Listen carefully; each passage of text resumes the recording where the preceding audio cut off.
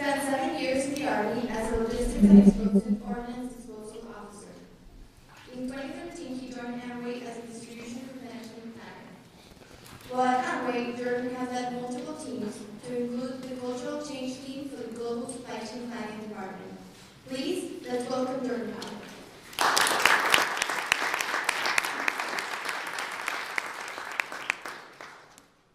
Can you hear me? Yep. Okay, thank you very much. Thank you for having me. Anytime Amway sends me somewhere and says they'll pay for my food, I get excited because I love free food. So thank you for giving me that opportunity. I'm going to bring a different perspective today, as I'm an individual contributor. So while everyone in here, as a student or as myself, want to aspire to the director and vice presidential levels, the reality is you're going to look like me more than likely coming out of school, not look like me, but have the same type of job as I am as an individual contributor. So that's the viewpoint I'm going to bring today. I'm going to start with just kind of blowing through an overview of Amway because I want to get to the collaboration part for you. So I'm going to really quickly to the Amway history and what we do, so I can spend a little bit more time on collaboration. Okay, so who is Amway? We're the leader in the direct selling industry. When I say direct selling, please don't think of retail stores. We manufacture products for our Amway business owners. We sell those products to the Amway business owners at wholesale price, and then we'll turn around and sell it to their customers at retail price. We've been in business for over 50 years. We manufacture over 1,000 products worldwide with affiliates all over the world. Here's just a look at some of our core products. You see here, Neutralite, that is our biggest seller in terms of revenue. Actually, our Blister toothpaste is our biggest seller in terms of volume. We produce, maybe I think it's 1.8 million tubes of toothpaste a year and distribute them globally. Here's a look at some of our competitors as far as direct selling goes. I'm sure you recognize the names: Avon, Mary Kay. We're all around the top 4 year over year as far as the leaders in the direct selling industry. When we look at consumer products, what's funny about that is we actually have a contract manufacturing business on the side. So we will manufacture products for Johnson & Johnson.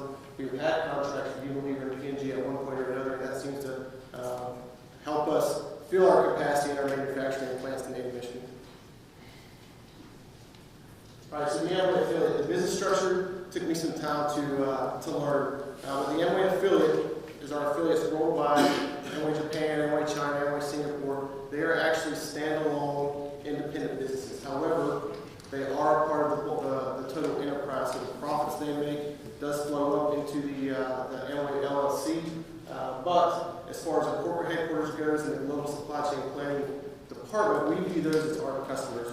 We work to ensure that those affiliates have the products they need according to their forecast, so that they can get them to our ultimate customer, the Amway business owner.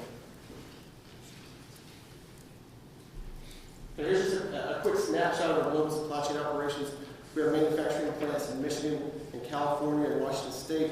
We have manufacturing plants in China, Vietnam, and India as well. We have regional distribution warehouses all over the world. 3 big ones are in Atlanta, Michigan, Busan, South Korea, and Venlo in the Netherlands. So as a master scheduler, I'm on the phone with Venlo and with South Korea almost daily. Those distribution planners in Venlo and South Korea, even distribution planners in the Americas, are responsible for allocating those products out to the market. So having their viewpoint into the markets is extremely crucial when we're capacity planning for the plants. All right, so let's talk about collaboration. The problem. We have 3 regions. We have the Americas, we have Europe and Russia, and we have Asia Pacific. Technically, we actually have China, but China manufactures for themselves and distributes for themselves, so we're not going to talk about them in terms of collaboration today. But all these regions are very volatile, very fast changing. For example, Russia annexes the Crimea and Ukraine. From an individual contributor's perspective, we come in one day, our supply chain plans have gone awry, and we have no idea why. We know that Russia annexed Ukraine. We didn't know how that would flow down into our supply chain plans. It seemed like the lead times, delivery lead times doubled overnight. In addition to that, the Ukrainian affiliates and the Russian affiliates asked for an increase in safety stock almost doubled, and it was granted. However, because collaboration wasn't the best, it did not flow down to the individual contributors. So what happens? For me, being the impatient American Army guy, I see a problem in my supply chain plan and I want to fix it right away. So what do? I increase production and I crack that bullwhip in the supply chain. So my material planner is ordering a bunch of materials all at once. It's going to increase our costs. Manufacturing is scrambling to do overtime so we can actually manufacture these products. And the actual case, if I would talk to that distribution planner beforehand, he would say, hey, don't worry about it. I'll airship some of this stuff to get some relief in the meantime, so we can do a long-term plan to get back up to speed for the Ukraine and Russia crisis. When we're looking at the Asia-Pacific region, what we see a lot of times is very promotional driven. Now, for our promotion system, when an affiliate wants to run a promotion, they put the request into forecasting, corporate forecasting and affiliate forecasting goes back and forth on what they think will actually be reality in terms of sales, and then that number is approved. That number will then go to supply chain planning to say, yes, we can, or no, we can't support it. And regardless of what we say, the affiliate, as the customer, will make the ultimate decision on whether they run the forecast.